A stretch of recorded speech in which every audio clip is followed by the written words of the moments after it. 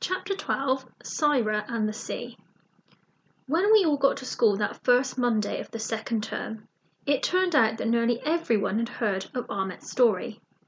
It had spread over the holiday more quickly than news of a new flavoured packet of crisps, and so just as quickly as he had become famous for being the boy that beat Brendan the bully, Ahmet became famous for being that refugee boy.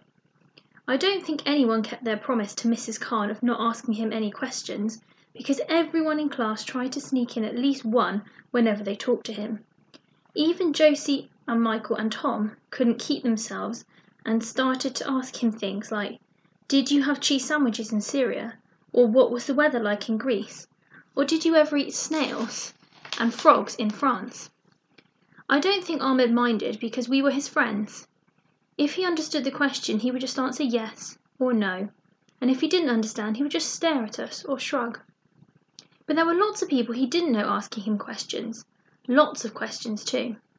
Some of them asked so many questions in one go that even we couldn't understand what they were saying, and we could speak English. Some classes even began to send messengers to see if they could find anything out. Messengers are usually the smallest kids in a class and are paid in sweets or football stickers or extra lunch tokens to get information. Some of them are okay and leave you alone if you tell them that you don't want to say anything, but the ones that work for the school bullies are especially annoying. It's not their fault really, because they get beaten up if they go back with nothing new to tell, but sometimes they won't listen to you even after you've already given them an answer. The most annoying messenger in school is Victor.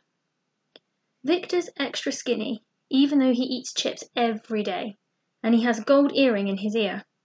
He works for two upper school bullies whose names I don't know, but who always hang around the lower boys' toilets and shake anyone that goes in until everything falls out of their pockets. But he also works for a group of girls who always stand around the water fountain, so you never really know who he's messengering for. After everyone had found out Ahmet was a refugee, Victor followed us around for nearly a whole week. At break times, at lunch times, and even at home times, he would suddenly appear and ask lots of questions that even I found strange, like, "Where did you get your shoes from? Are you scared of fireworks? Can you make a tent from a shirt? And are you really 9 or are you secretly older?" He got so annoyed that even the break duty teachers began to notice and told him to leave Ahmet alone. Except Mr. Lyons. He was the only teacher who didn't say anything. After he got told off by Mrs. Saunders and Miss Hemsey one break, Victor stayed away, but his questions stayed with us. Sometimes words hang around longer than people, even when you don't want them to. And whenever I was on my own or just with Tom, Josie and Michael, Victor's questions would pop up into my head and make me wonder what they meant. The only thing that was even more annoying than the messengers was Brendan the bully, because instead of being nicer to Ahmet after seeing his pictures and hearing his story, Brendan the bully became even more horrible. He seemed to have forgotten that Ahmed could turn into a lion and punch him hundreds of times because he began to whisper, "Oi, smelly refugee bag," whenever he saw him, and in class he would throw spitballs whenever Mrs. Khan or Miss Hemsey weren't looking. When we told Ahmet to tell Mrs. Khan or Mrs. Saunders about it, he shook his head and said, "I'm not scared. Lots of bad people in camps. My dad say I fight them, so I fight him." When Ahmed said this, I thought he was very brave, so on Halloween I brought in one of my favourite Tintin books for him to look at, because in it Tintin stays and fights lots of bad guys, even though the bad guys are bigger and there are lots more of them. There are always lots more of them. "See you'll like this, see," I said, showing him the book. I was dressed as a vampire and Ahmet was dressed as a green monster, although Tom said it was the Hulk.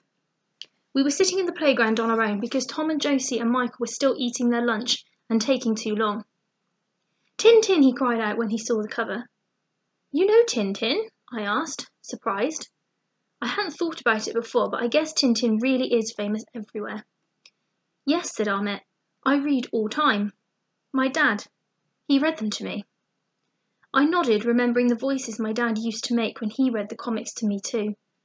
After a while I said, "I have all of them. You can see them if you like." "I keep this?" asked Ahmed. "Oh," I said. I hadn't really meant to give him the book. I only wanted to show it to him. But I knew I could ask Mum to find me another old copy in the library and save it for me when it was about to be thrown away. So I shrugged and said, sure. Ahmet gave me a big smile and started to flick through it. He stopped at a page and pointed at Captain Haddock. My dad. He had this, he said, moving his finger so that it pointed to Captain Haddock's beard. You? I shook my head. No, my dad didn't have a beard. But also, my dad, he's dead. Ahmet nodded sadly and looked down at the picture. I not know where is Dad. Maybe he dead too? I looked over at Ahmed. He's not here in London? I asked. Ahmed shook his head. I come here. My dad, he behind. I frowned. Behind? Where? Ahmed shrugged and looked down at the comic book. Maybe he in France? Oh, I said, feeling sad for him. I'd hate it if I didn't know where my dad was or if he was still alive. I wanted to ask who the lady in the red scarf was and whether she could help him find his dad and where his mum and his sister and his cat were. But then Ahmet flickered to another page and held it up to me. He was pointing to a picture. In it, Tintin and Captain Haddock and Snowy and a man with an eye patch were all standing on a raft in the middle of the ocean, and Captain Haddock was waving a flag that had been made out of his blue jumper. See, said Ahmed quietly. I nodded. I have a sister, he said. She there now. You mean here? I asked, pointing to the raft. No, said Ahmed. Here. He pointed to the ocean, and then I understood. Oh, I said. I felt strange, as if something had just hit me on the inside of my chest. It was the same feeling I had in the hospital when Mum and Uncle Lenny told me that Dad had died. You mean your sister? Her name's Syrah, said Ahmet. Syrah, she is in the sea. Ahmed nodded and rubbed his eyes.